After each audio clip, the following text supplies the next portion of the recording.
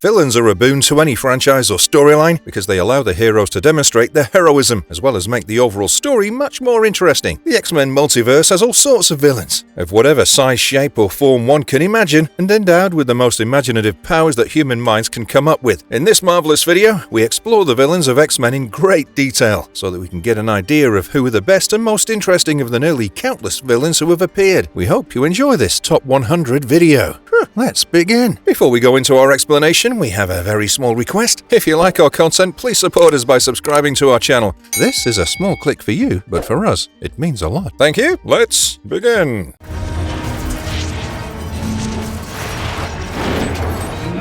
Magneto. Magneto is the primary villain in the X-Men series who's convinced that mutants constitute the next stage of evolution after human beings and will ultimately take over the world, forming a utopian society. He used to be Professor X's best friend and still seems to respect him, sometimes even acting as an ally to him, while in other moments being his nemesis. This makes him a complicated figure, as in his heart he deeply cares about all mutants, and he even comes to the aid of the dying Professor X. His cruel disposition towards humans stems from the fact that he's a Holocaust survivor and has seen how terribly humans can treat each other. Magneto, as his name implies, has utter control over magnetic fields, being able to exploit metals to an astonishing degree, generate shocks while also being able to fly in the process. The arc for Magneto through the Marvel Universe begins from him being a supervillain to anti-hero to perhaps superhero at times. It's over, Charles. You're finished.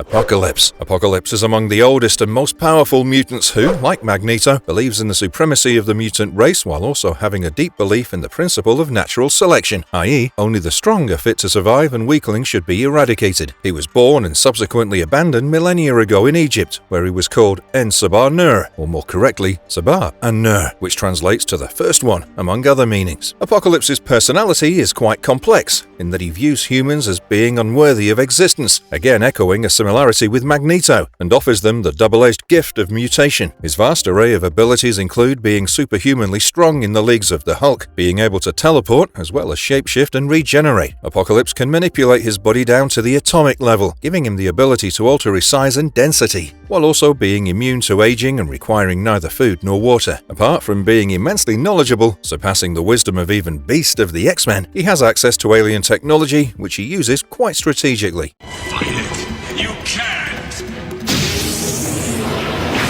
Mr. Sinister. Mr. Sinister started life as Dr. Nathaniel Essex in the 19th century, someone who believed that natural selection would lead humankind into some sort of godhood. He started conducting experiments with the hope to evolve himself as well as his wife Rebecca, who was suffering from a terminal illness that was incurable at that point, as well as to figure out the reasons for the death of their very young son. He was able to give himself regenerative powers through his experiments, with the side effect of his skin turning chalk white. His potential as a natural selection scientist was recognized and encouraged by Apocalypse, our previous mega-villain. Mr. Sinister has had a few specific interests as well, like trying to clone Cyclops and Jean Grey, believing in the sense of eugenics, that their offspring would be powerful enough to defeat even the likes of Apocalypse. At his core, Mr. Sinister is a genetically altered superhuman in terms of power and genius, having cellular control over his body to be able to shapeshift, regenerate, and be virtually immune, along with telekinetic powers.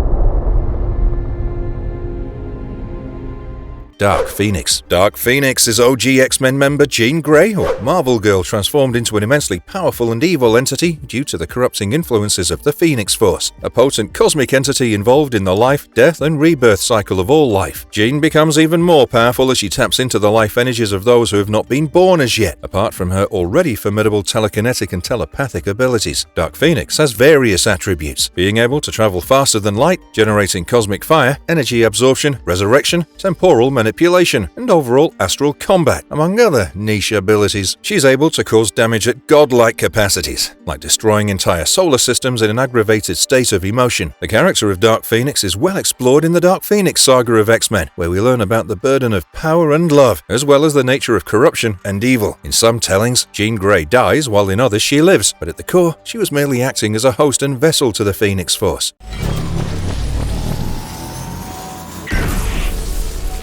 Sentinels. The Sentinels are a hostile species who can be best described as specialized mutant hunting machines made by the engineer and geneticist Dr. Bolivar Trask, who would later end up sacrificing himself to stop his own creations. Dr. Trask was not an inherently evil man. He just wanted a way to control the proliferation of the mutant species. However, the AI that the Sentinels had been given grew exponentially, and they became sentient. In order to become the guardians of humankind, as Dr. Trask intended, these Sentinels decided that in order to achieve, they must rule over humans completely. Specific Sentinel units have become notable. Master Mold, the supreme leader of the early Sentinels. Nimrod, a powerful Sentinel from an alternative future. Bastion, a mystical fusion of Master Mold and Nimrod. And Omega Sentinel, who would transform from a hero into a villain. The Sentinels as a whole possess a vast array of powerful energy weapons that they use for control and surveillance, all of which are engineered to be capable of detecting and tracking down mutants efficiently.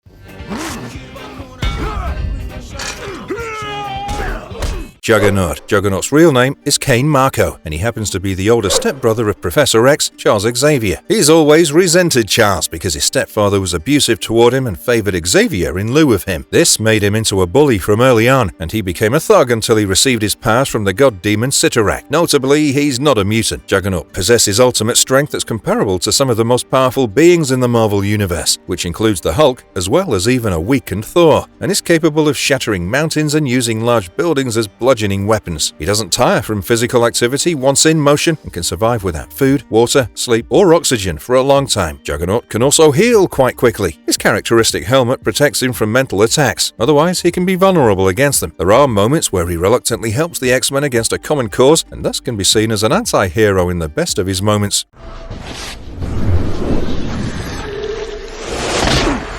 Mystique, or Raven Darkholme, is a major villain in the X-Men universe, acting as a complex ally of Magneto, while having even more radical and ruthless tactics than him at certain points, like attempting to kill her own daughter and son, Rogue and Nightcrawler respectively. Her origins are somewhat of a mystery, and she has the ability to shapeshift into virtually anyone and mimics them, even as functionally male. Mystique's one of the stealthiest, treacherous, and most deceptive characters in the mutant universe. Her moral stance is also quite complex, wanting to protect mutant kind like Magneto, and she's been portrayed as a lover of both Professor X and Wolverine at different points in history. Mystique ages quite slowly and has lived for a long time, having manipulated various events in history. As her name suggests, there's an air of mystery and power surrounding her, and apart from very few people, her relationships are based on how useful other characters are to her. Sabretooth, or Victor Creed, is a major villain and archenemy of Wolverine, as well as secondary enemy to various Marvel characters like the Hulk and Spider-Man. He's quite sadistic, having superhuman senses, as well as extremely sharp fangs and claws, while also having the ability to heal from injuries and toxins very rapidly. Sabretooth has many a times worked as a mercenary to top villains like Mystique and Mr. Sinister, while also working on his own and causing several tragic moments in Wolverine's life. He's often said to represent what someone like Wolverine would be like if he gave into his bestial urges. Sabretooth at one point became inverted, i.e. his evil nature got turned into good. Although this happened to quite a number of mutants, this evolution stuck with Sabretooth, transforming him from a sheer villain to somewhat of an anti-hero, having worked for and been trained by organizations such as the CIA and X-Factor, although his base instincts eventually end up getting the better of him.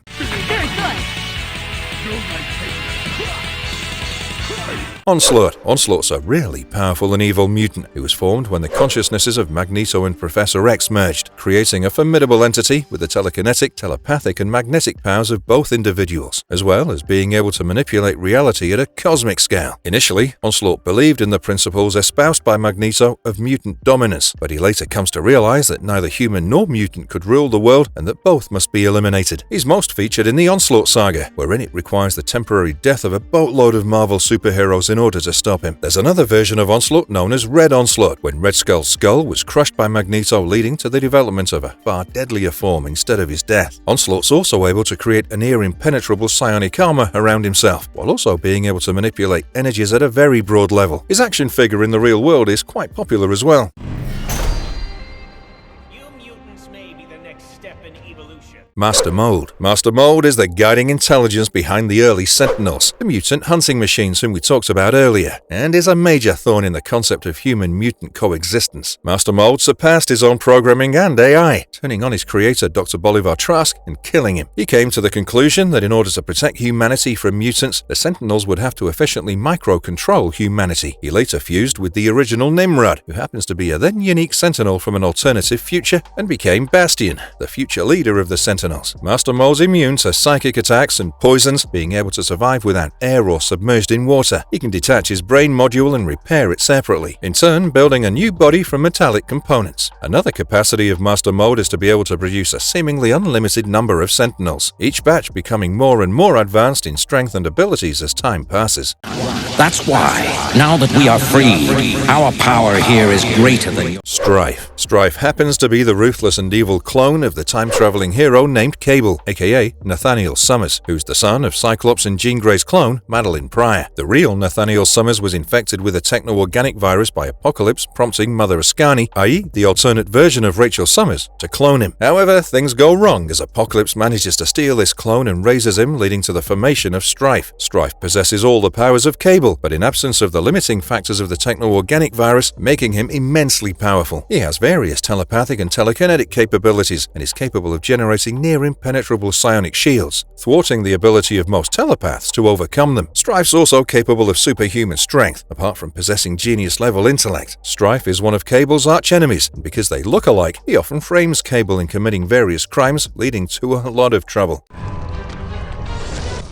Or I'll drain every last ounce. Selene. Selene is supposed to be one of the oldest mutants, possibly the oldest living mutant, having been born 17,000 years ago. She's very powerful, being known as the Black Queen, and is an adept practitioner of black magic, able to manipulate the shadows as well as darkness. Selene also has strong psionic powers and is a long-standing member of the Hellfire Club. She always tries to become more and more powerful, wanting to elevate herself to a deity-like status. Selene cares for neither humans nor mutants, and is only interested in developing and advancing herself, whether it's through direct evil plots or manipulating events from the shadows. She's a psychic vampire and remains youthful and powerful by absorbing the energies of others who come in physical contact with her, a side effect of which is that she viscerally experiences the life and memories of whomever she consumes. Selene also appears as an interesting and powerful character in the X-Men video games.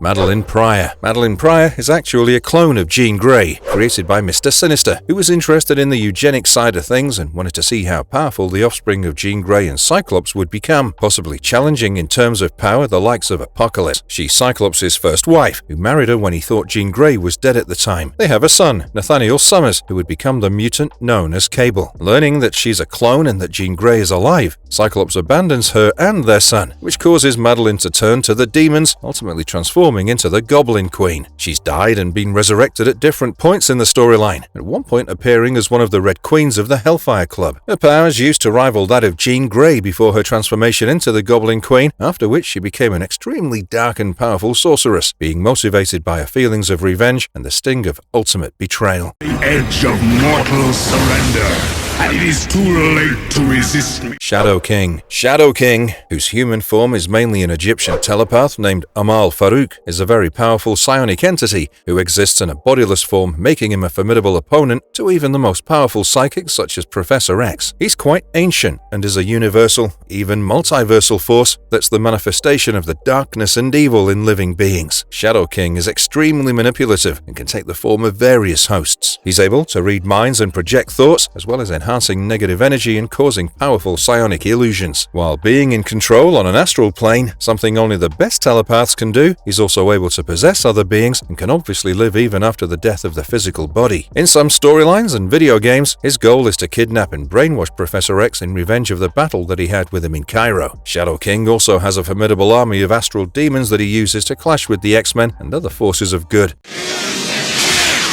For 25 years, monsters they imprisoned. Omega Red. Omega Red, whose real name is Arkady Rossovich, used to be a really bad man who was captured and made part of an experiment by the KGB to create a super soldier like Captain America. The Soviet government infused carbonadium, their version of adamantium, tentacles into his arms that allow him to wrap victims like a lasso and drain them of their life energy like a vampire. But in order to remain stable, Omega Red requires a device called the carbonadium synthesizer, which was stolen by members of Team X, which included Sabretooth, Maverick, and Wolverine. The lack of this carbonadium synthesizer led Omega Red to go out of control, and the Soviet government kept him in suspended animation until he was revived by Matsuo Tsurayaba, the leader of the renegade ninja clan called the Hand. He has the same healing factor as Wolverine and Sabretooth, and can secrete pheromones called death spores, which make him very dangerous in close-quarter combat. Overall, his mission after being reactivated is to gain access to the carbonadium synthesizer, which pitches him in battle against not only the X-Men, but other Marvel heroes such as Spider-Man. Against me,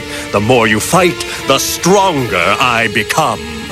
Sebastian Shaw. Sebastian Shaw's main mutant power is the ability to absorb any type of kinetic energy and turn that into his own raw strength as well as defense. Apart from being the leader and Black King of the New York branch of the Hellfire Club, he's also an aristocratic and wealthy legit businessman. His powers make him extremely powerful because he gets stronger from every blow from an opponent, although he can be vulnerable when he's not fought in a purely physical fashion. For a short while, he can even withstand cutting from adamantium. Even without his powers, he's a very strong human in great physical condition. Shaw also has access to a lot of sophisticated weaponry and technology, such as being able to block psionic intrusions by Professor X. He's also quite a cunning, even Machiavellian individual in both business and battle. Overall, he does at points serve the dominant purpose of mutant kind, but is ultimately quite self-absorbed.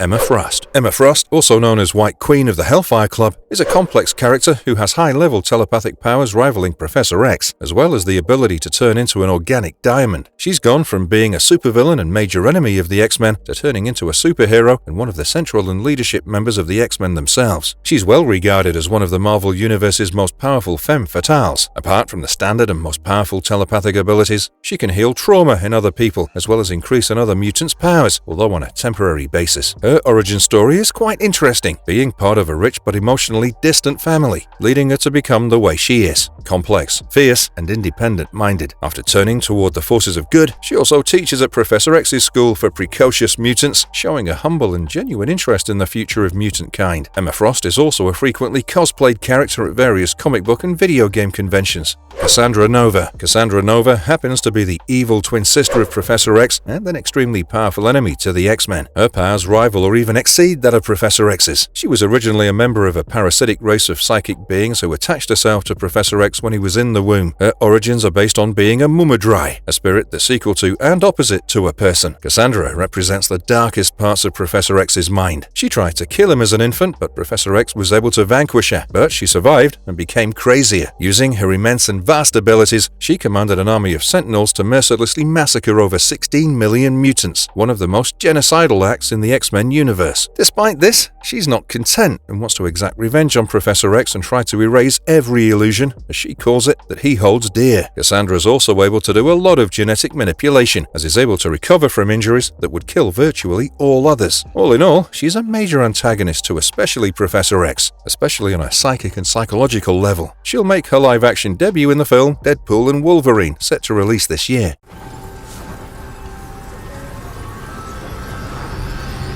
Legion, whose real name is David Haller, is the only son of Professor X with Gabrielle Haller, a Holocaust survivor whom Professor X saved from her mental trauma. As a result, and in time, the two fell in love and David was born. David is a powerful Omega-level mutant, possessing an overwhelmingly vast number of abilities, each set of powers being controlled by a different personality, in the vein of multiple personality disorder, which could turn out for the forces of good or the forces of evil. This makes him a highly unpredictable and mercurial mutant, who is, if nothing, quite dangerous. One major plot he was a part of was his quest to take revenge on Magneto for the sufferings he caused his father, Professor X, but he ends up killing Professor X himself, leading to the birth of an alternate reality. To give a very brief summary, his abilities range from telekinesis to pyrokinesis, from time travel to omniscience and pain transference. Overall, his example is a good one of near unbridled power coupled with a tragic sort of mental illness, which makes his character somewhat sympathy-inducing. Living weapon, he will quickly deconstruct.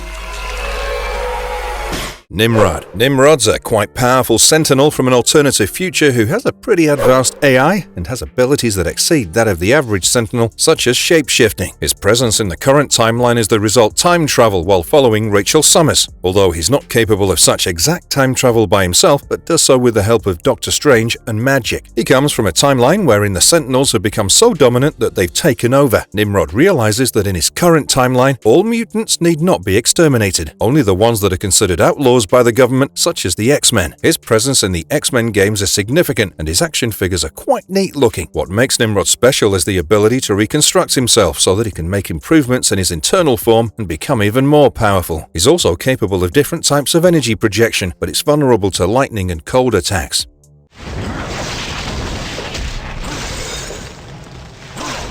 Bastion. Bastion is what we'd call a super sentinel, an amalgamation of Master Mold and Nimrod, both of whom we've talked about earlier. Thus, he's a formidable combination of current anti-mutant powers as well as cutting-edge technology from the future. His appearance resembles more of a human than the typical sentinel. Bastion's also capable of controlling other sentinels and possesses enhanced immunity to certain mutant attacks, as well as towards psychic readings from telepaths. He looks reasonable on the surface, but has an obsession to obliterate all mutants and a willingness to sacrifice whatever's needed to achieve those means, thus being a madman of the most dangerous variety. Bastion specialized in creating prime sentinels, who are humans being secretly and forcefully turned into cyborgs. Bastion was obliterated by Hope Summers at one point, but upon reincarnation has upgraded himself with both celestial and technarchy technologies.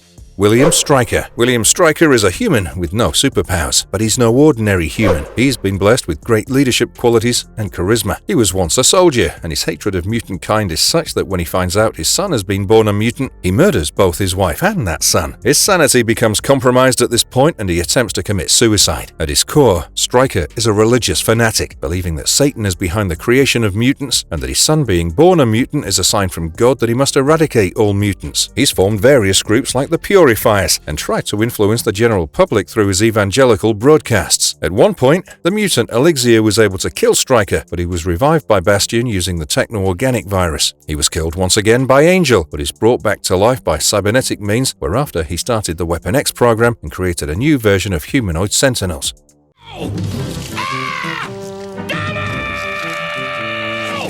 Mojo. Mojo's quite a unique and somewhat bizarre antagonist in the X-Men universe, who's literally spineless and lives in a dimension where the people are concerned only with entertainment on TV. He's basically a parody of mass media and reality shows, and he's basically a producer and television hotshot who organizes various sadistic shows forcing participants from many dimensions to participate in them. He's a huge blob of fat, enhanced with mechanical legs, and as mentioned before, spineless in a real and metaphorical sense. Mojo comes into contention with the X-Men due to his efforts to kidnap mutants and deploy them in his twisted shows. One of Mojo's archenemies is Longshot, who used to be a stunt performer in the Mojoverse and who escaped his clutches and became an ally of the X-Men. Mojo also kidnapped a blinded Psylocke and gave her bionic eyes, which turned out to be cameras that allowed him to record and broadcast all that she could see. He has a clone named Mojo too, who, despite attempts against the contrary, turned out to be as bad as he is. Mojo's also responsible for creating the X-Babies, mischief-making very young clones of the members of the X-Men.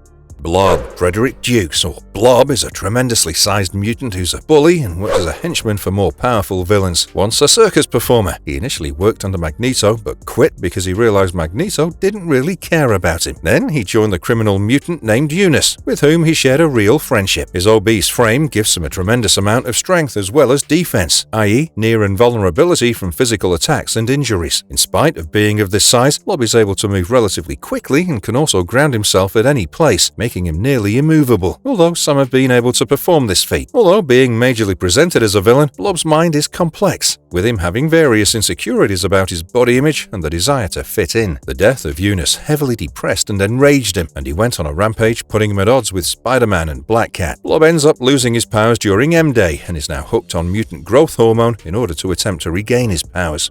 Excuse me one moment, would you please? The auditions are closed. Spiral. Rita Wayward, or Spiral, was once a human stuntwoman called Ricochet Rita, who was attacked by her future evil self, leading to her meeting and falling for Longshot, the rebel fighting against Mojo, whilst ultimately being captured by Mojo when both of them returned to his home dimension. The evil Mojo transformed her into a mutant having 6 arms, some flesh and some robotic, as well as giving her telepathic and telekinetic abilities, plus the power to time travel. Her 6 arms wield several types of weapons as well as magical objects. After transforming into Spiral, she acts as Mojo's loyal servant and is a caretaker of the X-Babies that he's created, as well as serving and aiding in his TV entertainment purposes. She tries to capture the X-Men in order to force them to appear in Mojo's programs. Overall, Spiral's not a straightforward character, but is quite complex. Her manipulation by Mojo is the main reason why she is how she is, eliciting some sympathy from fans.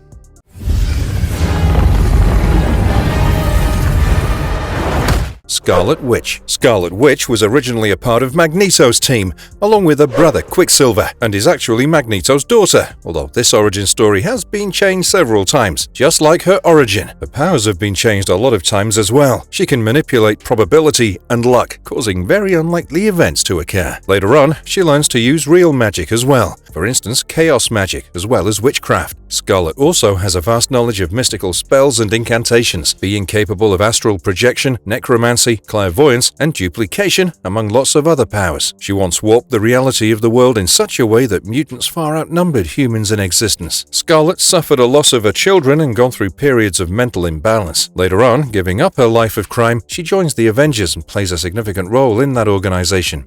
Nastur. Nastur is a demon who comes from Limbo, a Catholicism-based hellish dimension inhabited by demons where there are no stars in the sky and the laws of nature are mainly magical. He had the ambition to rule both Limbo as well as the Earth, and awakened the dark side of Madeline Pryor through her dreams, causing her to transform into the Goblin Queen. Nastur also bit Longshot, corrupting him and causing him to use his luck for quite selfish purposes. He also messed with Hobgoblin, giving him more power, leading to the creation of Demogoblin. Nastur is afflicted by the techno-organic virus and employs his knowledge of sorcery to affect not only Limbo, but also the Earth. His most famous story arc is the Inferno event, wherein he and Madeline Pryor used demonic energy to invade New York City to create a hell on Earth by using the technology of human beings against them.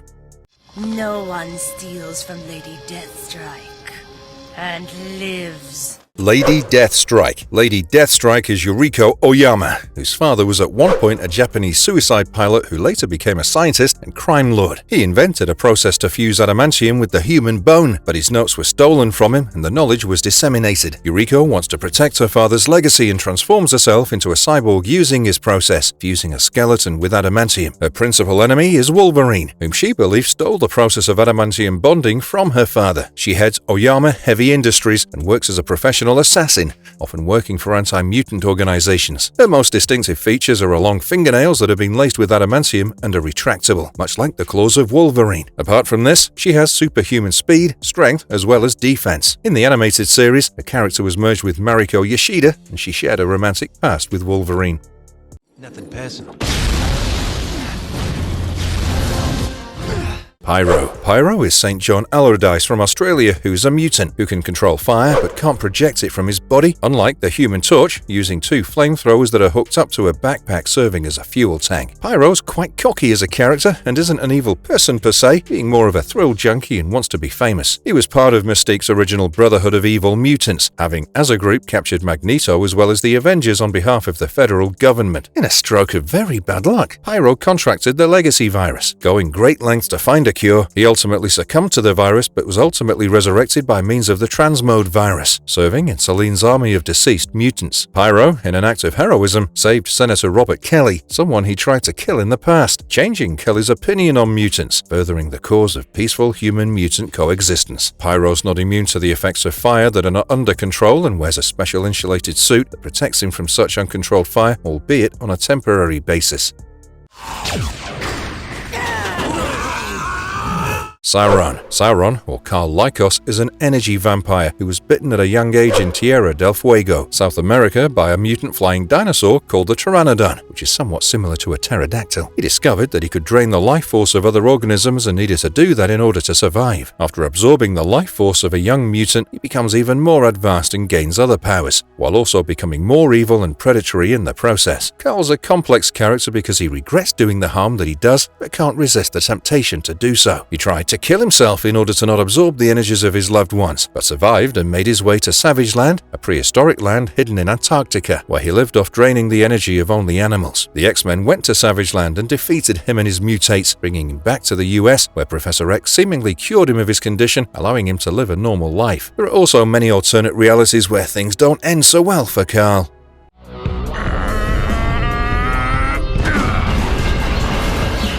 Avalanche, or Dominikos Petrakis, is a mutant with the ability to create seismic vibrations within the Earth or earthbound objects, causing massive earthquakes and landslides. He's originally from Greece and first appeared as part of Mystique's Brotherhood of Evil Mutants. He attempted to assassinate anti-mutant Senator Robert Kelly, but was thwarted by the X-Men. Avalanche would also fight against other superhero groups such as the Avengers. Fighting against the Hulk, he was severely injured and ended up breaking both his arms. Avalanche is seen as a pragmatic character, not ideologically driven, but rather interested in practically applying his powers for his own advantage. A more complicated and moral side of him is seen when he shows hesitation in claiming the lives of civilian humans not involved in the conflicts of good versus evil. Avalanche is one of the few mutants to not lose his powers after M-Day, and comes to the realization that there's not much point in fighting for human rights. He relocates and opens a bar in order to start his new life. However, his mind's tampered with by Red Skull and he resumes a life of evil until he's forced death by jumping off a cliff at the hands of Red Skull.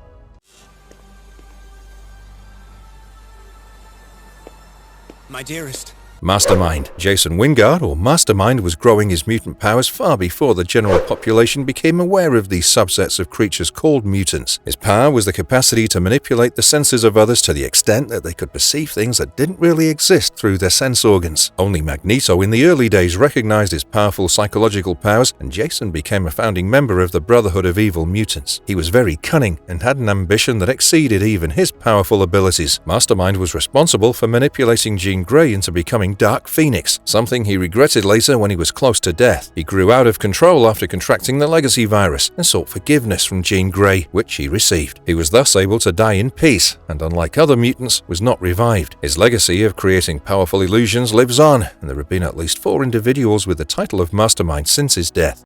All right, boy. Fighting the wrong guy, pretty boy.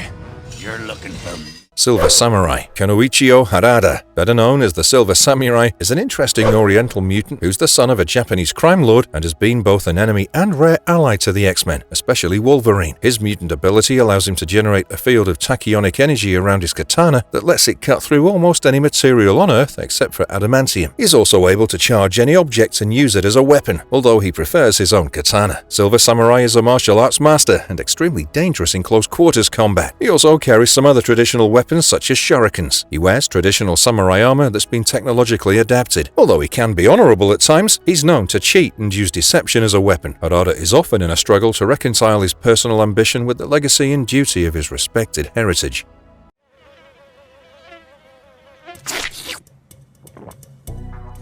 Toad, or Mortimer Tonybee, is a mutant with the characteristic abilities of a toad, such as superhuman jumping and leaping abilities, having a strong prehensile tongue as well as quite strong legs. He can extend his tongue to a maximum of 25 feet and uses it to lash out at high speeds or constrict people like a large snake. The tip of his tongue also secretes a mind-controlling hormone that begins working as soon as it contacts the skin of the victim. There's also a paralyzing toxin secreted from his tongue that he uses often as an effective tool. The bad side of all these chemical-secreting properties is that he has an unstable, strange behavior. His origin story is also quite sad, being abandoned and developing an inferiority complex. Toad shows absolute devotion to anyone who shows him the slightest amount of friendship or respect. Later portrayals of him have shown him to have a much stronger character, even assuming the leadership of the Brotherhood of Evil Mutants at times. Surrender. No. Deathbird. Deathbird, or Calcii Neromani, is the oldest of the 4 Neromani children of the ruling house of the Shi'ar Imperium, an advanced alien civilization with bird-like characteristics. Despite being the oldest, she was denied the right to rule because of the prophecy that she'd commit great evil. Blinded by the need for power, she murdered her mother and sister and was exiled, fleeing to Earth and taking the identity of Deathbird. Once Lilandra Neromani ascended the throne of the Shi'ar Imperium, Deathbird allied herself with Samadar, a Shi'ar admiral, as well as alien parasites in a bid to capture the throne, but was defeated by the X-Men. Deathbird has ancient bird and raptor-like features, including wings that help her fly. She's a strong warrior, especially excelling in melee combat, and knows the art of using a wide variety of weapons. Deathbird believes that she's the rightful ruler of the Shi'ar throne, and most of her plans are centered on claiming that right. She also had a significant relationship with the antagonist Vulcan, as she fights against the X-Men who are allied with Lilandra and other Shi'ar loyalists.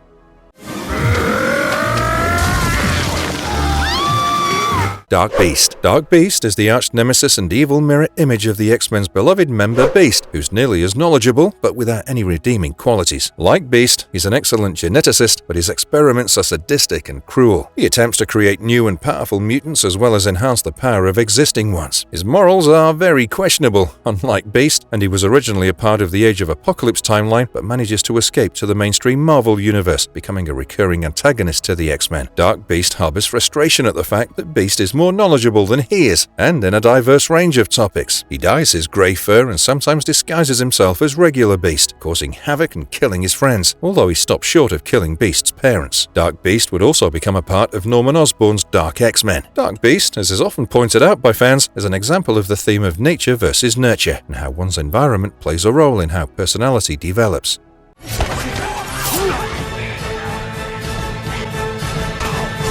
Azazel. Azazel is the biological father of Nightcrawler, with Mystique being the mother, and is a member of an ancient race of demonic mutants known as the Nephim. The Nephim fought with the Che'Araphim, a race of angelic-appearing but xenophobic mutants, and after their loss were banished to a separate plane of existence called the Brimstone Dimension. Azazel's the only one to be able to breach this dimensional void, albeit for short periods of time. He began mating with several women with strange abilities in order to birth children who are linked to his dimension. This is how he met Mystique, leading to the birth of the powerful Nightcrawler.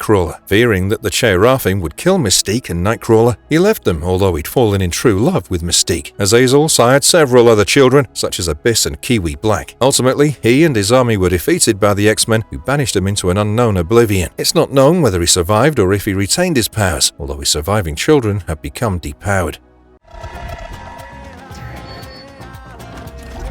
Exodus. Exodus, or Bennett de Paris, is a really old mutant from the period of the Crusades, beginning his known journey in the Holy Land serving under the Black Knight Garrington. Garrington didn't support Bennett's quest for power, so he ventured out on his own and had a few near-death experiences. After defeating the Minion Scarab, he was introduced to Apocalypse, who unleashed his latent mutant powers, turning Bennett into Exodus. Apocalypse instructed him to kill the modern-day Black Knight, but Exodus refused, as a result of which he was placed in a stasis and entombed by Apocalypse. He was awakened in the 20th century by Magneto, and he found much about Magneto's philosophy attractive, becoming his lieutenant. Later on, he becomes a member of S.H.I.E.L.D.'s Psychic Division, and in an effort to stop Matthew Malloy, was killed from the psychic strain. He possessed vast telepathic and telekinetic powers at the Omega level, being able to project his body onto astral planes.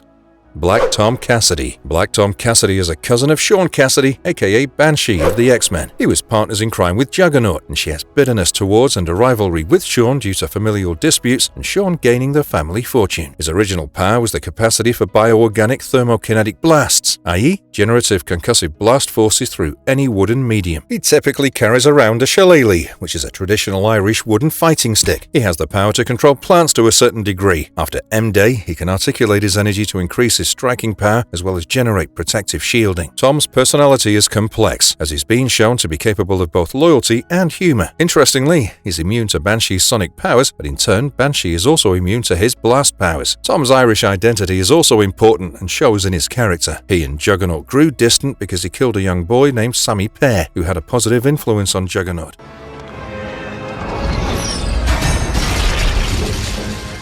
Quicksilver. Pietro Maximoff, aka Quicksilver, was once a villain and then a hero, having worked for Magneto in his Brotherhood of Evil Mutants and joined the Avengers later on, along with a sister, Scarlet Witch. He can move, react, as well as think at superhuman speed, and is capable of running up walls and across water at speeds exceeded 5 times the speed of sound. At a later point, after being exposed to the mystic Terrigen mists, he grew even more powerful, being able to run faster than the movement of time itself, and thus could go into the near future. He's also the biological son of Magneto, although he didn't know of his parentage for a long time. During M-Day, he was killed by Magneto but revived by Scarlet Witch. His vicious temper, arrogance, and mental instability have led him to be seen as both a hero as well as a villain. His personality has also caused a lot of friction with both other villains as well as heroes. Despite his harsh nature, he's deeply protective of his sister, as well as loyal, making his character quite a complex one. Arcade. Arcade, whose real name and origin story is unknown, is the creator of a scary pinball machine-styled amusement park known as Murder World. He's given various and differing accounts of his past life. One account states that he was the spoiled son of a millionaire living in Beverly Hills who killed his own father to acquire his wealth. Upon murdering his father, he realized that he had a penchant for murder. Being bored by killing through ordinary means, he used his immense wealth to create a complex of high-tech death traps in the manner of an amusement park. These are designed to torture superheroes and make them struggle. Arcade had a long-time assistant named Miss Locke, whom he killed because he was getting too close to her. He's clashed not just with the X-Men but also Spider-Man and the Avengers. Arcade's also quite charismatic and has a loose sense of humor in that he gives the participants in his death traps a small but non-zero amount of chance. We both know I didn't do it. Fabian Cortez. Fabian Cortez has the power to amplify the powers of other mutants, to such an extent that it could cause pain or damage to the concerned mutant, even leading to their death. This great power makes him an indispensable ally as well as a formidable enemy. At one point in his origin story, Cortez was bored. Although he was wealthy and had high social status, he formed a group of mutants who zealously believed in Magneto's teachings and called themselves the Acolytes. However, he'd arranged for the death of all of them and eventually tricked Magneto into causing his apparent death. When Magneto returned to his full mental capacity, he gave Cortez a chance to redeem himself, but Cortez betrayed him again by commandeering a new set of acolytes in order to defeat Magneto. This time, things didn't go as well for him, and Magneto smashed him to his death. He was later resurrected by the transmode virus and began hunting for Magneto once again. Cortez's power is important in that it pushes a mutant to go to the absolute depths of their ability and learn more about themselves.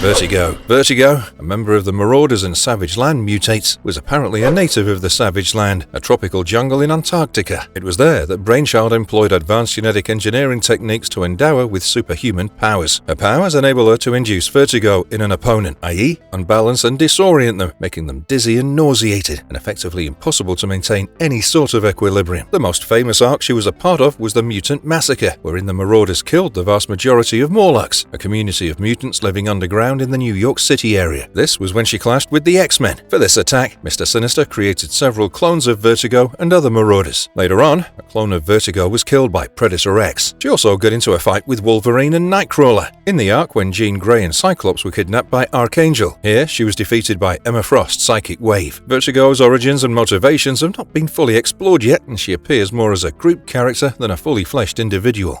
Gladly. Next. Donald Pierce. Donald Pierce was the White Bishop of the Hellfire Club, as well as the leader of a cybernetic mutant group known as the Reavers. During the Hellfire Club's first encounter with the X-Men, he engaged in a battle with Wolverine, Nightcrawler, and Colossus. When Wolverine almost severed his arm, it became apparent that Donald was a cyborg. Donald possesses superhuman strength, with great reflexes and agility. He has great resistance to damage, and as long as his head is intact, he'll probably survive. In fact, his head is the only part of his body that's original and not robotic. It's not known if his brain is original or whether he uploaded his consciousness. Apart from his cyborg abilities, Donald also excels at robotics, electronics, and cybernetics. In order to take revenge on the X-Men, especially Wolverine, for their initial defeat, he created an army of cyborgs out of low-life thugs and mercenaries, naming his army the Reavers. Unlike other members of the Hellfire Club, Donald doesn't believe in the explicit superiority of mutants. According to one storyline, while trying to follow the orders of Bastion, Donald was killed by Cyclops.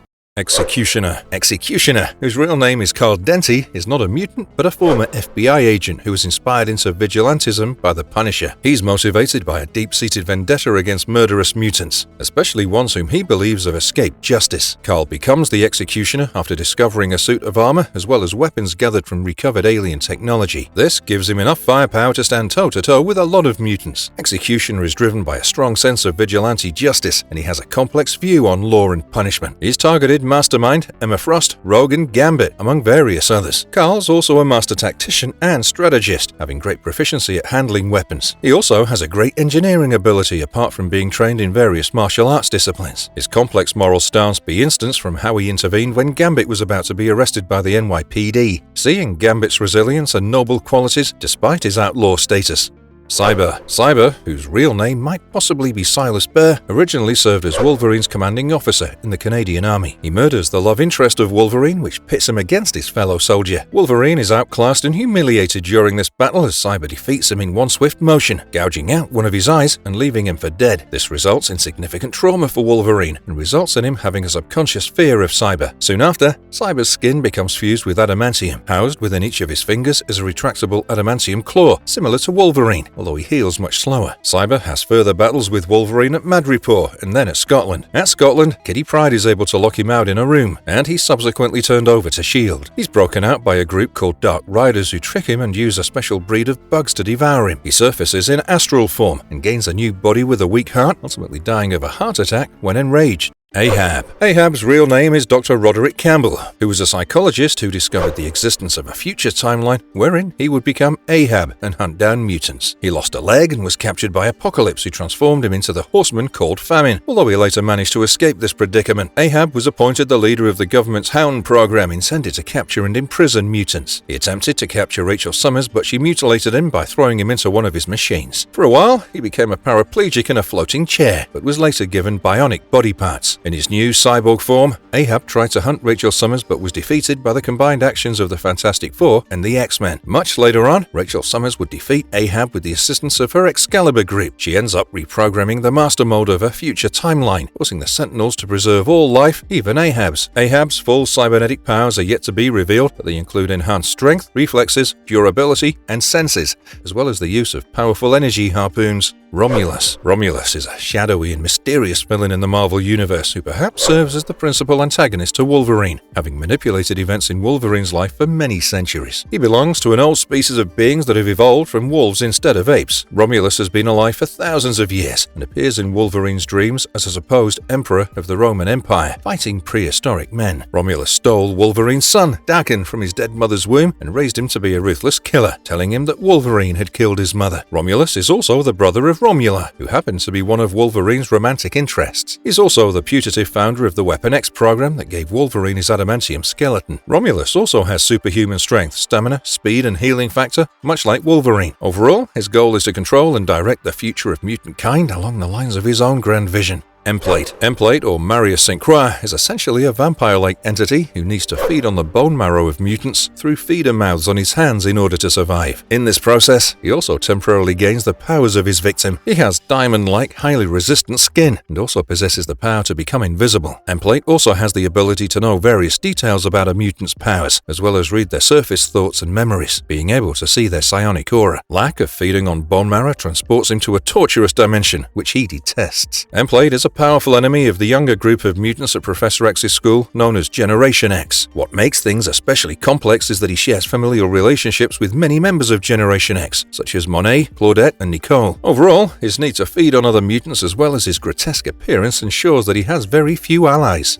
The Right is a high-tech group of anti-mutant fanatics established by Cameron Hutch, who we'll talk about in the next entry. Their goal is to kill all mutants, and they're unusually zealous and somewhat crazy in their targets and means to achieve such, and don't contemplate about the damage that they do. The Right's first violent act was the kidnapping of a young Mexican mutant named Richter and trying to exploit his powers. However, their plans were thwarted due to the invention of the X Factor. The group also tried to devise a way to stop mutations from occurring by hiring the genetic engineer Dr. Animus. Animus betrayed them and created human-animal hybrids called animates, who fought with the Right, leading to the death of the mutant Cypher in the process. Infuriated as a result of this, magic transported all of the Right to the dimension of Limbo. Hodge escaped this fate and put his efforts into re-establishing the group. At last notice, the Right was dealt a critical blow by members of the X-Factor, and although Hodge escaped, the group is yet to recover. Cameron Hodge. Cameron Hodge was the roommate of Warren Worthington in college, and although Warren thought that Cameron was his good friend, he was actually very jealous of Warren's good looks, wealth, and overall prestige. Cameron became even more envious when Warren was publicly revealed to be the mutant hero Angel. His hatred and envy became more generalized, not just towards Warren, but onto mutants in general. Cameron felt that mutants were a threat to humanity and should be destroyed. Warren, as Angel, turned to Cameron facing the problem of growing prejudice against mutants, believing that Cameron was still his friend. Both of them came up with the idea of the original X-Factor in order to make contact with mutants and train them to use their powers judiciously. However, this endeavor intensified people's hatred of mutants, something that Cameron had secretly planned. In this process, he also formed the high-tech organization called the Right, about whom we talked about in the previous entry. Cameron later decapitated Angel's wings and convinced him to change his will. He was also granted the gift of immortality in a pact with the demon Nastir. When Cameron killed Angel's fiancée, Angel, who was now Archangel, decapitated him with his metallic wings. As a result, he was now transformed into a cyborg and became a part of the Phalanx, a race of cybernetic organisms known for their collective consciousness. Purifiers. The Purifiers are an extremist terrorist group who are engaged in a holy war against all of mutant kind, wanting to totally wipe them out, while also believing that this stance is consistent with God's will. This group was originally formed from disciples of Reverend William Stryker, whose agenda is based on an extreme version of Christian fundamentalism. Under Stryker's command, the Purifiers are able to successfully capture Professor X, killing several mutant children in the process. This move resulted in Magneto joining forces with the X-Men in order to free Professor X and defend mutant kind. Stryker was arrested after this, and the Purifiers disbanded for a while. After his release, Stryker reorganizes the Purifiers and focuses on further decimation of the mutant population. The Purifiers believe that M-Day is the work of God and tries to kill off the mutants who were spared from it. Overall, the extreme tactics and fanaticism of the Purifiers makes them stand out, and they're the current targets of the X-Force after tampering with the mind of Wolfsbane.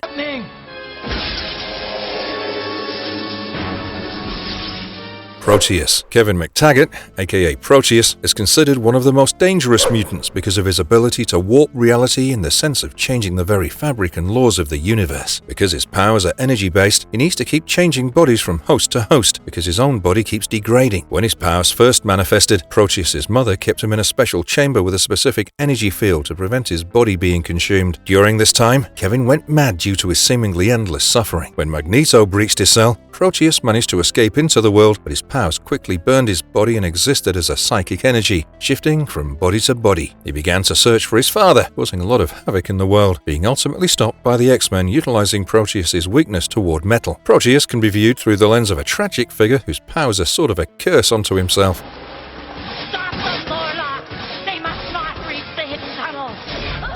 Callisto. Callisto is the leader of the Morlocks, a community of outcast mutants living in the subterranean parts of New York City. She once lost this leadership position to Storm, who won their duel, but later on Storm leaves the group and places it under Callisto's care, making the two of them uneasy allies. Callisto often claims that the scars that she bears are proof of how dumb a mistake it was for her to try to live among normal humans. Her greatest psychological fear is seeing the vision of the once beautiful woman that she was. Callisto is a tough leader who cares for her community. Although she doesn't possess any extraordinary superpowers, she is quite strong and fast, and in some versions has enhanced senses that help her navigate the underground. Although she once kidnapped Angel, she has, like with Storm, an on and off alliance with the X-Men. There are several alternate versions of Callisto, including one where she ends up getting killed by Mystique. Belasco. Belasco is an ancient demon and sorcerer who came into prominence for the kidnapping of Ileana Rasputin, aka Magic. He was a sorcerer in 13th century Italy, as told by Dante, and used his knowledge of the black arts as well as alchemy to communicate with the elder gods who granted him immortality as well as a variety of mystical powers, in exchange for Belasco helping them to cross the barrier to our dimension using bloodstones. His magical abilities include summoning demons as well as many other sorts of energy projection. Belasco once kidnapped the lover of Dante and impregnated her forcefully, with her dying during childbirth. He got into a fight with Dante and was accidentally placed in suspended animation due to the leakage of an unknown liquid. Velasco was then awakened due to a volcanic eruption and tried to manipulate Shanna O'Hara, but Kazar intervened, and as a result, Velasco was trapped in Limbo. He conquered Limbo and drew the young Magic to him, making her his disciple, teaching her the dark arts. However, Magic rebelled against him, driving him away from Limbo, but he took back control again once Magic left to join the New Mutants. After this point, Velasco was engaged in fights with several Marvel superheroes, but was defeated eventually by the X-Men with the assistance of a new Magic. Holocaust. Holocaust, also known as Nemesis, is the claimed son of Apocalypse who was native to the Age of Apocalypse timeline. In this time, Professor X has been killed before the formation of the X-Men, and as a result, Apocalypse has risen to uncontrolled power, which is enforced by Holocaust among others. Crossing over to the mainstream Marvel universe, Holocaust was sent to kill Magneto's young students while the X-Men were busy fighting Apocalypse's horsemen. He was initially overpowered by Scarlet Witch, but he was eventually able to kill her. Being embraced by Apocalypse as his newest horseman, he was about to murder Quicksilver when Magneto used his powers to tear him apart, destroying his physical body but leaving his spiritual essence. Apocalypse then put him into near indestructible armor that was made by Dark Beast. It was at this point that he ceased being called Nemesis and was called Holocaust. Holocaust's primary mutant power is to generate concentrated beams of plasma that reach very high temperatures and exceed the speed of sound. His brain engrams are such that he's undetectable telepathically and resistant to most forms of telepathic assault. He also possesses the ability to absorb ambient energy, including the life energy of other organisms. In one timeline, Holocaust faces his death at the hands of King Hyperion. Weaver of lies!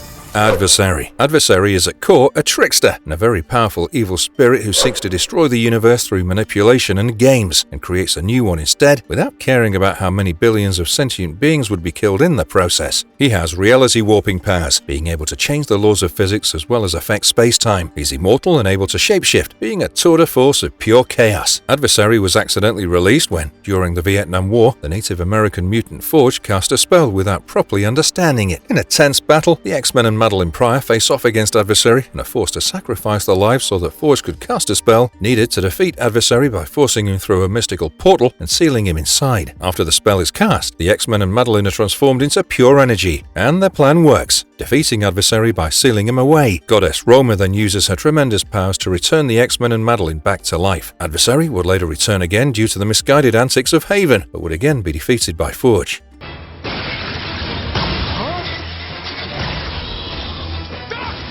Trevor Fitzroy. Trevor Fitzroy was the illegitimate son of a wealthy family in the dystopian future of Earth 1911. He had problems with controlling his powers earlier, but later on got the hang of it. He's also a member of a group of young, brash mutants known as the Upstarts, who kill other mutants for fun, and points facilitated by the mutant named Gamesmaster. Fitzroy's abilities include draining someone's life force and using that energy to create a portal to be able to travel through space-time, thus giving him time-traveling capacities. He once used to have durable armor made of omnium, which was very hard to penetrate, but Jean Grey was able to shatter it. Fitzroy also frequently employs the Sentinels from the future to carry out his goals. Fitzroy's capable of generating defensive force fields as well, which are very resistant to all sorts of attacks. Fitzroy once joined the Xavier Security Enforcers, XSE, where he was up to a lot of mischief, but he quit, later on forming the Hellions group, where he went back to causing a lot of suffering.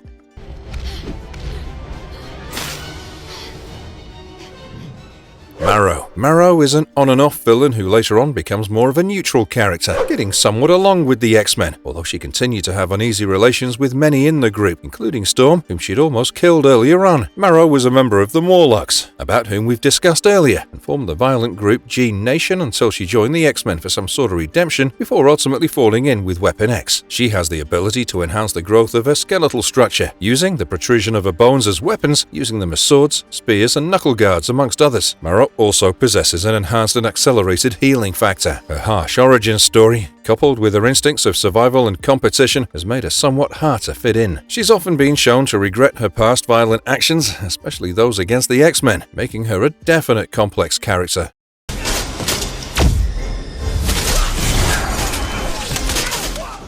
Arclight. Arclight's a veteran of the Vietnam War and joined the Marauders, being employed by Mr. Sinister and led them into battle against the X-Men. Her mutant abilities enable her to create shockwaves through physical contact, combined with super forces in the form of punches. She can generate a wave of seismic energy by striking a victim with either her hands or feet. This results in a huge shockwave damaging or at least disorienting everything and everybody in her line of fire, as well as shattering objects in the process. Arclight's also in possession of superhuman strength and durability, being able to lift massively heavy objects and being resistant to physical injury. Arclight's quite loyal to Mr. Sinister, and as part of the Marauders, has killed many Morlocks in a brutal fashion. She was one of the few mutants who retained their powers after M-Day, staying at the X-Mansion for a while before leaving to become a member of the new Marauders. Here's one of them! A mutant! What should we... Graydon Creed. Graydon Creed is the non-mutant son of Sabretooth and Mystique, who, due to facing abandonment at the hands of his parents, grows up to have a near-psychotic hatred for humans. He establishes the group called Friends of Humanity, wherefrom gains public support while campaigning against mutant rights, supporting mutant persecution via terrorizing peaceful mutants and humans that support them. Graydon doesn't possess any superhuman powers, but is charismatic, intelligent, influential, and well-connected. He also has great political ambitions, wanting to become president, but is assassinated at a political rally. The killers later reveal to be a future version of his own mother, Mystique. Graydon would remain dead for a while until the anti-mutant group The Purifiers would dig up his body and revive him using the techno-organic virus. This new Graydon is possibly some sort of cyborg and continues his violent crusade against mutants and those who help them. Zorn. Zorn is a unique and slightly bizarre type of mutant with a tiny star inside his head. His character overall has undergone several modifications and retcons, leading him to become a controversial character in the Marvel Universe. As his head contains a star, it's capable of generating an intense amount of heat, light, and gravity, while also being capable of healing others. He joined the X-Men at the invitation of Cyclops. According to a commentary by Emma Frost, Zorn is said to have been born at the wrong place at the wrong time. He was destined to be a genius and a healer, a Buddha. But 2 days after reaching puberty, a star ignited within his head and was put in an iron prison without any sunlight or human contact. Zorn also has a brother, whose star isn't active like his, but in a state of collapse, a miniature black hole. While in the X-Men group, he becomes addicted to the drug kick, and he begins to believe himself to be Magneto. In the Planet X story arc, Zorn reveals himself to be Magneto, playing a character all this while, but the storyline was later retconned into him being a separate entity. Scalp Hunter. Scalp Hunter, whose real name is John Greycrow, was a Native American from an unknown tribe who was taught to use firearms at a very early age by an abusive father. He was a soldier in World War II, but was executed by a firing squad for murdering his fellow officers. He was, however, able to revive himself through his mutant healing powers. Scalp Hunter has the intuitive ability to create, operate, and repair mechanical devices almost effortlessly. He became a member of the Marauders, and as part of his first mission, tried to unsuccessfully kill Madeline Pryor, although he was able to shoot her. Next in his mission, Scalp Hunter killed numerous Morlocks in a genocidal attack against them during the Mutant Massacre saga, pitching him at odds with the X-Men. Post M-Day, he was one of the few mutants who retained their powers. Scalp Hunter has also helped the X-Men on some occasions, like during the Second Coming, and was tracked down by Magneto, who severed his arms and legs, leaving him crippled. With his limbs restored, he returned later as a pawn of Magneto. In recent appearances, Scalp Hunter's appeared with more depth in his character, trying to live somewhat peacefully in the mutant nation of Krakoa, interacting with mutants he once victimized.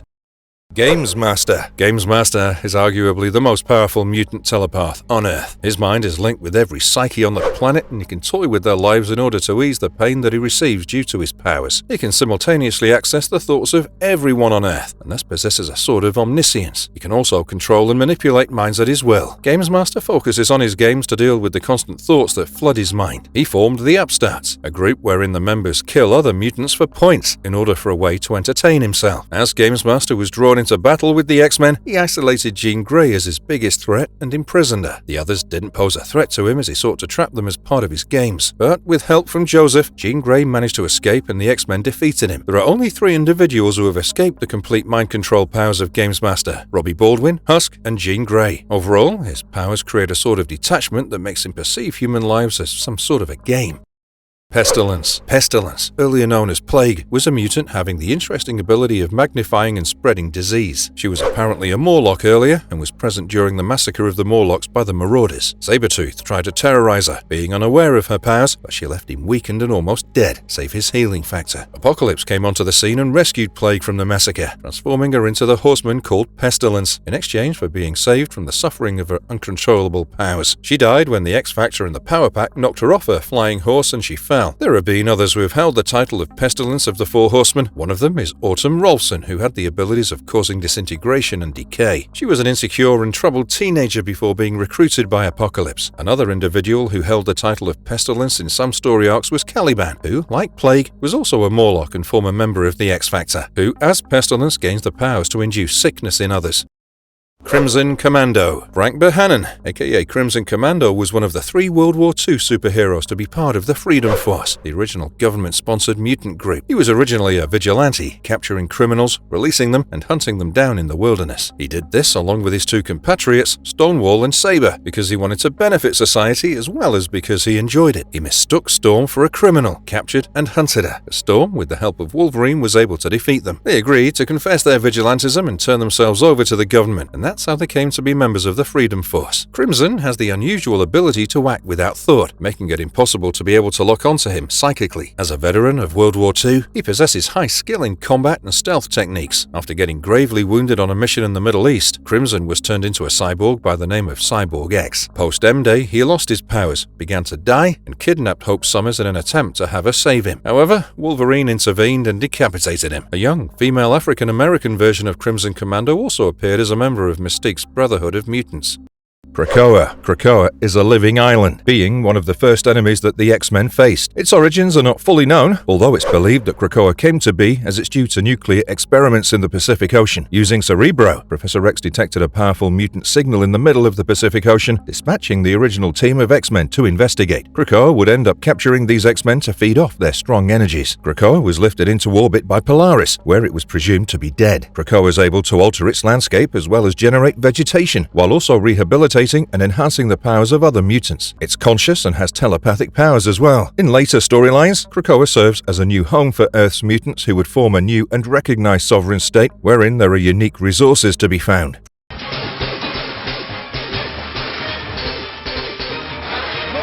Frenzy. Frenzy was the daughter of an abusive soldier who always favored her brother and lashed out at her for no reason. After the death of her brother, her father began to abuse her even more, and it was then that her mutant powers were activated. When she tried to defend herself against him using a punch, her fist went straight through his chest and killed him. Frenzy, being afraid and confused, ran away from her home and began life as a mercenary, coming head-to-head with Gambit and forming a love-hate relationship with him. After witnessing Magneto get put in chains by humans, Frenzy formed anger at all humans and joined the forces of Apocalypse in order to get even. As part of the Alliance of Evil, she was defeated and put in prison by the X-Factor, but would later break free and revolt against the Mutant Registration Act. She'd also joined the ranks of the second incarnation of the Acolytes, but would eventually be captured by the government. Jean Grey would free and rescue her, and she'd join the X-Men. Frenzy is blessed with superhuman strength, speed, and durability, with the only known substance to be able to pierce her skin being adamantium.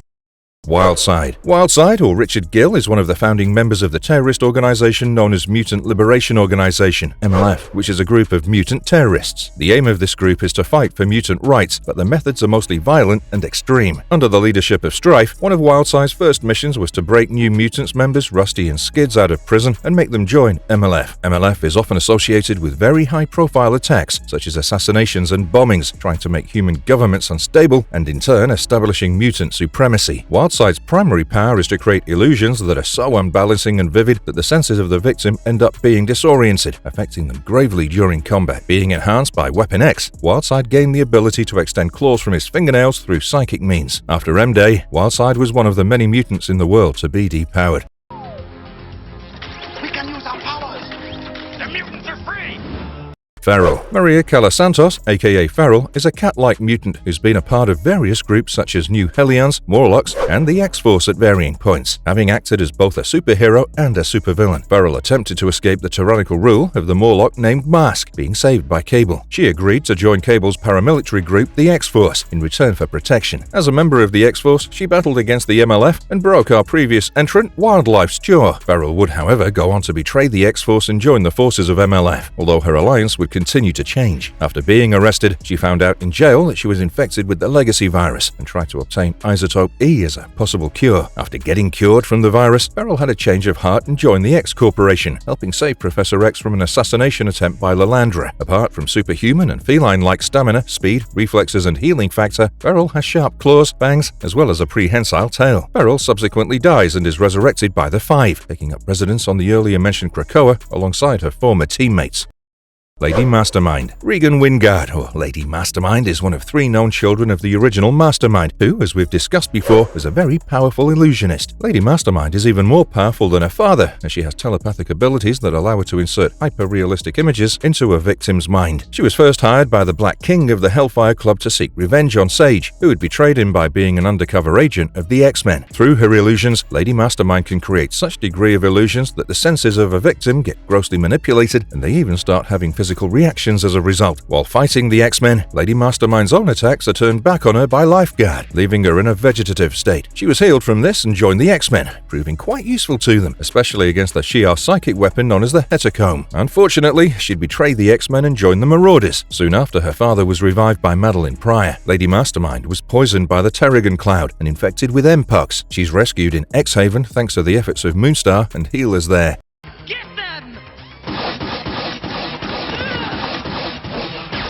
Bone Breaker. Bone Breaker was the leader of the original Reavers, who were a gang of cyborgs from a ghost town in Australia, perpetrating robberies across the globe. The Reavers suffered a defeat against the X-Men, so Bone Breaker sought out the help of Donald Pierce and Lady Deathstrike in rebuilding the Reavers and taking revenge on the X-Men. At this point, the Reavers encountered Wolverine and beat him half to death. Bone Breaker, with his compatriots, attacked Emma Frost's factories, Rogue as well as the Punisher. After attacking the Extreme X-Men and losing, Bone Breaker and the other Reavers were handed over to the police. He leads an attack on whom he thinks is Wolverine, but in actuality, it was an alternate version of him who proceeded to tear Bonebreaker apart and stab him through the neck. Bonebreaker is a cyborg whose legs have been replaced with a motorized chassis that drives on tank treads, being outfitted with anti-aircraft weapons, missile launchers, and machine guns.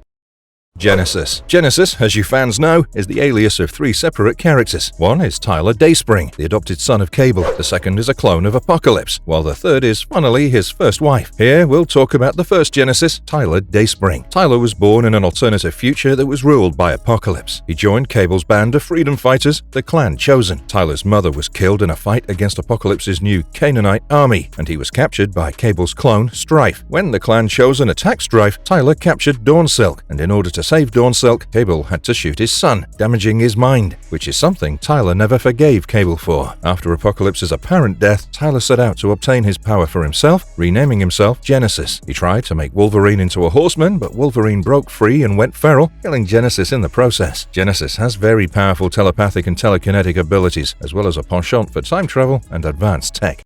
I've never seen so many mutants. How he gonna get all these folks up there? Blockbuster. Blockbuster is a very strong mutant who's a member of the Marauders. He's died many times in battle, but has sort of returned due to Mr. Sinister's cloning techniques. The Marauders, as mentioned earlier, are often employed by Mr. Sinister to carry out his dirty work. Blockbuster plays a pivotal role in the dark massacre of the Morlocks, whereupon he clashes with several superheroes such as the X-Men and even Thor. Thor is able to kill Blockbuster and burns his remains, along with those of the deceased Morlocks. Sinister, as we said earlier, uses his technology to clone the Marauders, as a result of which Blockbuster is back. This time, after being sent by Sinister to defend his orphanage and lab headquarters, Blockbuster is killed by the mutant Havoc, although he returns again and attacks the X-Mansion. He was also seen being devoured by Predator X, and it's unknown whether Sinister's cloning sample survived after M-Day and if he's able to clone the Marauders again. Blockbuster's superhuman strength is complemented by his advanced musculature that makes him less fatigued than average. His bodily tissues enable him to withstand great forces, as well as heights and extreme temperatures and pressures. Reaper. Reaper, whose real name is Pantu Hugareb, is a member of the MLF who lost his hand in a fight against Shatterstar of the X-Force, forcing him to get a cybernetic implant. Again, in another fight against Shatterstar, he lost his other hand. Reaper also lost one of his legs when it was ripped out in Zero's teleportation portal. His mutant power is his stunning touch that he can channel through metal objects, including his prosthetics as well as his sickle. The cybernetic limbs that he got can transform into scythe blades. Reaper was depowered on M-Day but was repowered by the Terrigan Mist. Subsequently, however, his powers were drained by Terrence Hoffman, leaving him currently powerless. Reaper would later join in the depowered mutant group known as XL, which, like MLF, was a terrorist organization. At one point, Reaper was living in Krakoa, but he later relocated to the Limbo Embassy. Garrock Zaladane. Zaladane happens to be the half-sister of Polaris, but is not Magneto's daughter. They both have the same mother, but different fathers. She was jealous from the beginning that her sister had mutant powers and wanted to obtain them at any cost. She went to Savage Land in Antarctica and made herself the High Priestess of the Sun People, worshippers of Garruk. Later on, Zaladane became the assistant to the High Evolutionary in his goal to restore Savage Land after its near destruction by the alien Terminus. She kidnapped Polaris and drained her of her magnetic powers, conquering the entirety of Savage Land. Her actions and powers threatened the X-Men as they affected the stability of the world even outside Savage Land. Zaladane was able to steal Magneto's powers as well, being in control of Earth's magnetic field. Magneto, however, with the help of Brainchild's machine, was able to get his powers back and reverse the blood flow in her body, killing her in the process. After Zaladane's death, Polaris also got her powers back. Her leadership skills and magnetic powers made her stand out in the list of villains of the X-Men. Orphan Maker. Orphan Maker is a complex and seemingly misguided villain who, with his wife Nanny, thinks he's liberating young mutants by forcibly taking them from their parents, often killing the parents in the process. This puts them squarely against the X-Men, who believe that their actions amount to kidnapping and brainwashing. Orphan Maker possesses an unknown but potentially tremendous and world-changing power. Although much has not been revealed of it, everyone who knows about it, like Professor X and Mr. Sinister, is afraid of what would happen if Orphan Maker unleashes his whole true power. Orphan Maker wears a battlesuit that gives him some abilities but suppresses his true power. This armor is highly resistant to most sorts of attacks and is able to deflect energy attacks like Cyclops' optic blasts. He's also equipped with large guns that fire destructive blasts. Orphan Maker has a childlike nature, being seemingly unaware of the harm he's doing, and is greatly dependent on his wife Nanny for guidance. Empath. Empath is a mutant with the power to manipulate other people's emotions, a gift he's used both to hurt and help others. He can induce feelings ranging from fear to happiness, from subtle manipulation to complete negation, making him very dangerous. Empath can affect large groups of individuals at a time. His brainwaves override the parts of the brain that control emotions in others. Empath's particularly known for his work with the Hellions group, rivals to Professor X's New Mutants. His origin story reveals that he's the son of a Spanish nobleman with a lineage that goes back to the ancient Romans. He fell in love with Magma, who left the New Mutants and joined the Hellions in order to be close to him, but later on their relationship becomes quite complex. Even after M-Day, Empath retains his powers, but is captured by several powerful mutants who seek to use his powers of manipulation. Empath was also killed by Greycrow at one point, but was resurrected by the Five.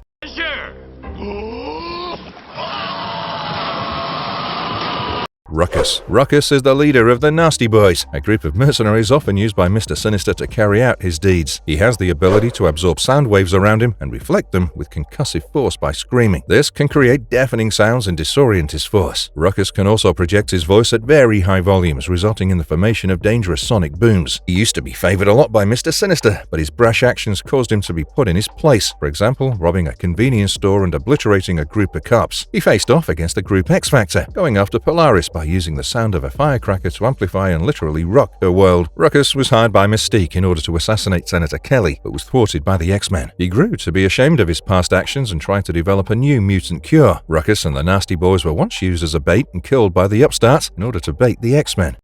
Random. Random was created from a mass of protoplasm by Dark Beast, Mr. Sinister's chief scientist. There is a hypothesis that Random was born normally, then captured and experimented on by Dark Beast. Following this, the young Random is given the name Alex, and he serves as McCoy's helper in the sewers below New York, working with the Morlocks. He possesses the ability to change his mass at will, as well as shapeshift and turn his forearms into weapons or shields. His powers make him an unpredictable wild card in battle, like a random variable. Initially, Random is recruited by, presumably, the government to go kill Polaris.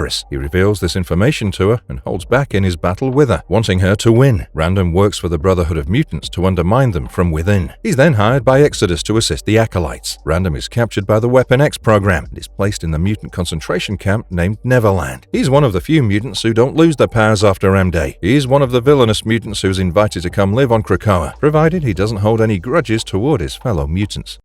Firestar. Firestar, or Angelica Jones, first discovered her mutant microwave energy powers at a very young age while tackling the trauma caused by her beloved grandmother's death. Emma Frost recruited her in the Hellions group, and Firestar began to trust her. Unbeknownst to her, Frost was planning on manipulating her and grooming her to become an assassin. Once she realized Frost's true intentions, Firestar quit the Hellions. Firestar joined the New Warriors group and forged a romance with Justice, following him to join the Avengers. She was always worried that a microwave radiation would cause a cancer or would make her infertile. For that, she started started wearing a special suit made by Hank Pym. Her mutant ability is to generate as well as manipulate microwave radiation, thereby letting her generate intense heat as well as generate electromagnetic pulses. Firestar of late has made some tough decisions, like ending her engagement with Justice and wanting to explore the world. She also decided to retire from being a superhero for a while.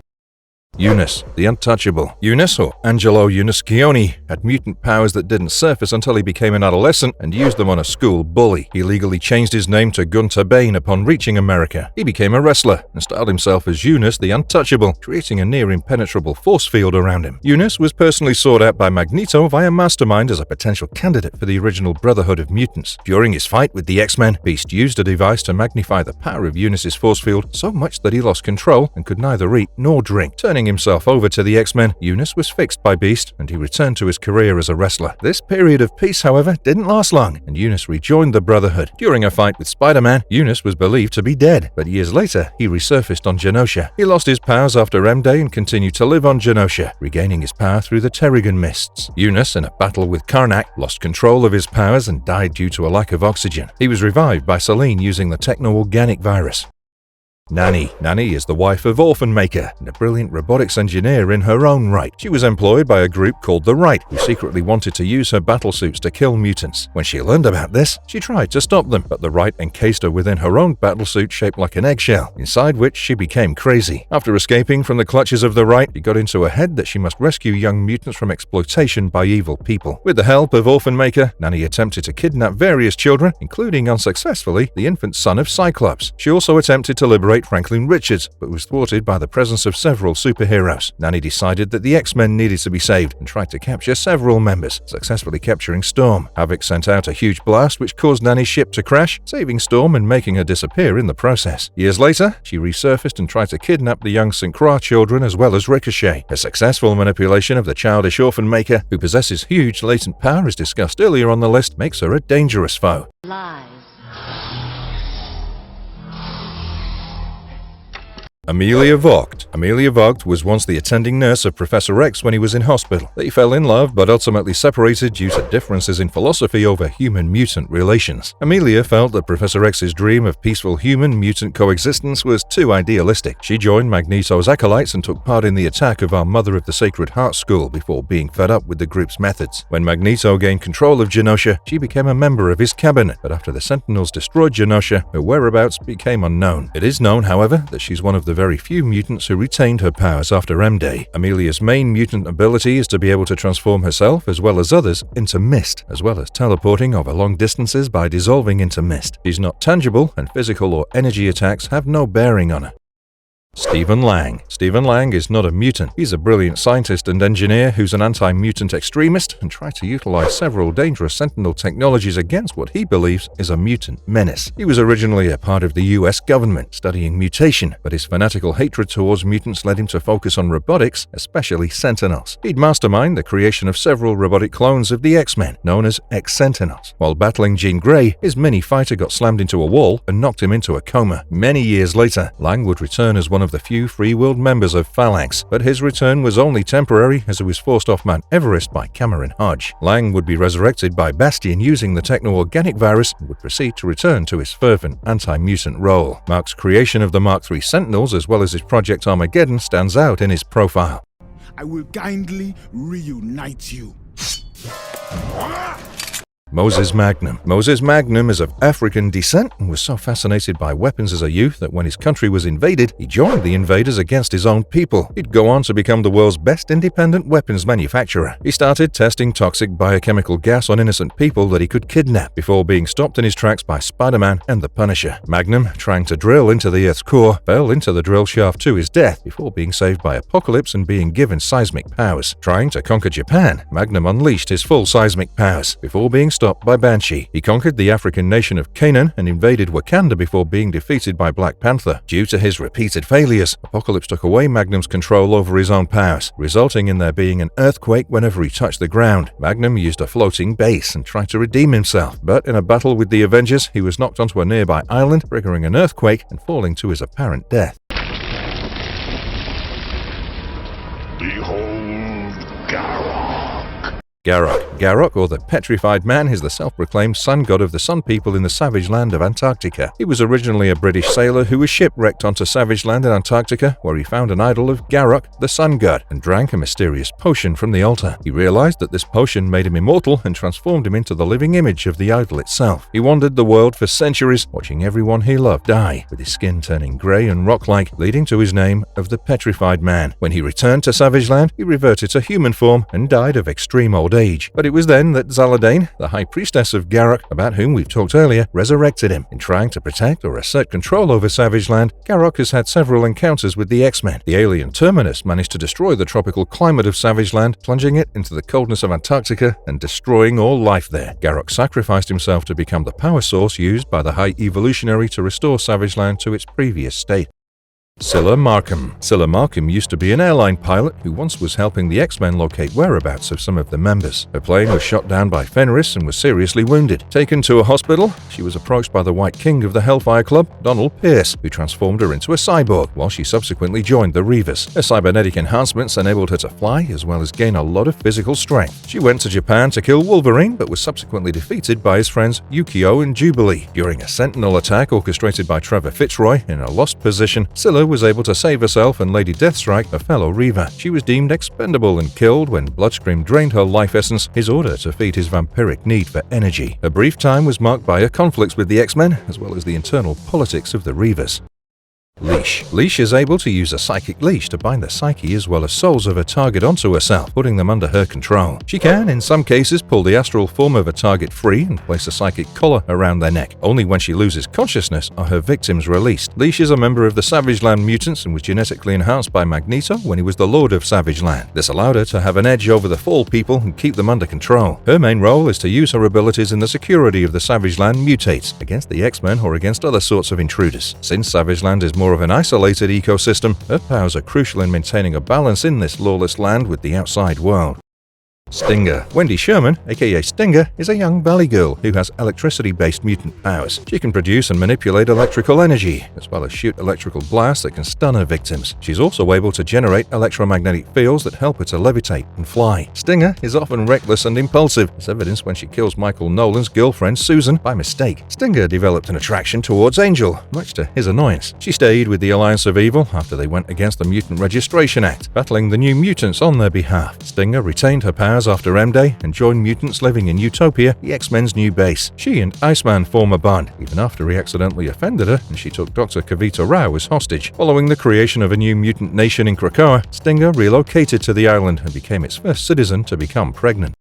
Mentalo. Marvin Flum, aka Mentalo's telepathic ability emerged when he was young, but he grew up satisfied with being a shoe salesman. He was hired by S.H.I.E.L.'s ESP division. When he understood the full extent of his powers, he carved out a plan to take over S.H.I.E.L.D. but was unsuccessful. He was, however, successful in stealing some special equipment to further augment his abilities. Mentalo then allied himself with the Fixer and raided S.H.I.E.L.'s New York headquarters before being forced to escape. The two of them began to work for the extremist organization Hydra, and they tried hacking into S.H.I.E.L.'s computer system. Professor X and Mentalo faced off, but he couldn't keep up with him. Mentalo's telepathic abilities allowed him to not only read minds and project illusions, but also invade people's thoughts and manipulate them to his advantage. Mentalo was captured by the Avengers, and his body was held in a stasis field in Seagate Federal Penitentiary, but his mind still remained active. Long ago discovered your secret passage.